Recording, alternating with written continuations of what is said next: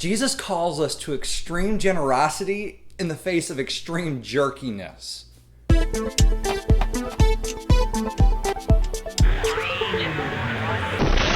Hello Internet, I'm David Dorn, and this is Preposterous, which is not your typical Bible study. Now, in times past, it was okay to return to someone what they did to you. If they punched you, you punched them back. If they stole your lunch, you stole their lunch. If they called you a name, you called them a name. If they stole your boyfriend or girlfriend, you would do the same to them. In fact, the law people lived by in the Old Testament required this. In Exodus 21, verses 23 through 25, it says, "But if there is serious injury, you are to take life for life, eye for eye, tooth for tooth, hand for hand, foot for foot, burn for burn, wound for wound, bruise for bruise." Justice is about balance.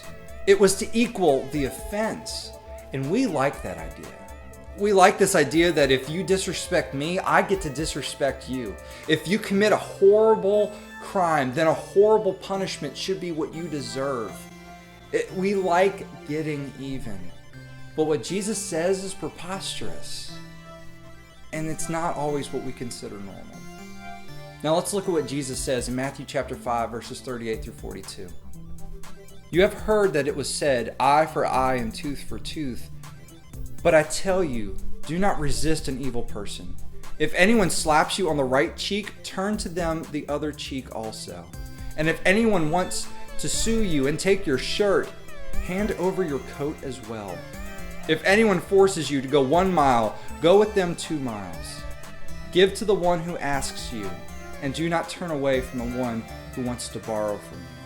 Now, on the surface, it seems that Jesus is just talking about getting slapped and giving up your coat and walking with people and then giving people what they ask for. What Jesus says is preposterous, but it's not crazy. When Jesus is talking about getting slapped, he's not talking about a personal interaction between somebody's hand and your face.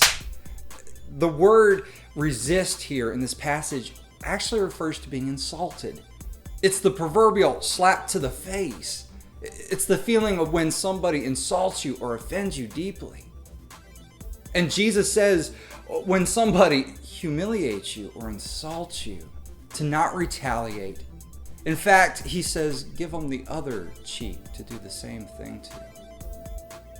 We are to show extreme generosity in the face of extreme jerkiness. The shirt Jesus is talking about is a tunic. Now, in Jesus' time, people wore 2 tunics, the under tunic and the outer tunic. And the shirt that this person is suing for is the under tunic, basically your underwear. And why someone is suing for someone else's underwear is beyond me. But then the outer tunic is the coat. Now, the Old Testament said that you could not take someone else's coat, not take it and keep it.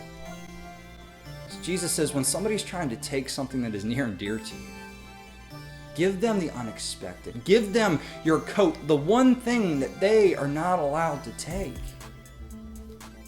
We are to show extreme generosity in the face of extreme jerkiness. Walking was common in Jesus' time. This is before cars, and this is before people had widespread access to horses. So if you had to go somewhere, you had to walk.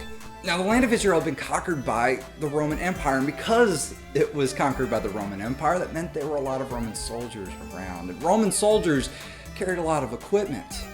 And because of that, they came up with a law that said that a Roman soldier could force someone to carry their equipment for them, but they could only do it for a certain distance. Now, these were the conquerors of this land. They were outsiders who had forced their way in, and Jesus is saying, when somebody asks you to carry their stuff for a mile, offer to carry it 2 miles. We are to show extreme generosity in the face of extreme jerkiness. And this passage says, give to the one who asks you, and do not turn away from the one who wants to borrow from you. Jesus is calling us to help people who can't provide for themselves. We're never to ignore them. We're never to pretend that they don't exist. And we're always to do our best to help these people. Now, the poor aren't jerks, but we are to show extreme generosity to a people who probably can never return the favor. What Jesus is calling us to flies in the face of this respect me culture that we live in. Jesus acknowledges your rights and asks you to lay down your right to respect for the sake of others. But think about the people in these situations. Think about the person who insults you and then doesn't get an insult back like they expect. Think about the person who is trying to take something near and dear to you and then you give them everything. Think about the person who is trying to chew up your time and then you offer to spend more time with them. Think about the person who has been turned down for money by everyone else and asks you and receives it. They're going to ask the question, why? And you get to tell them about Jesus. Do you want to know how to win people for Jesus? Then learn to show extreme generosity in the face of extreme jerkiness. The world won't get this. Your friends may not get this, and they'll even tell you to never allow yourself to be disrespected. But as we've seen this week and we'll look at next week, Jesus says, let your love and generosity outweigh your need to be right. So now it's your chance to do something. I want you to go out this week and next week and try to kill people with kindness.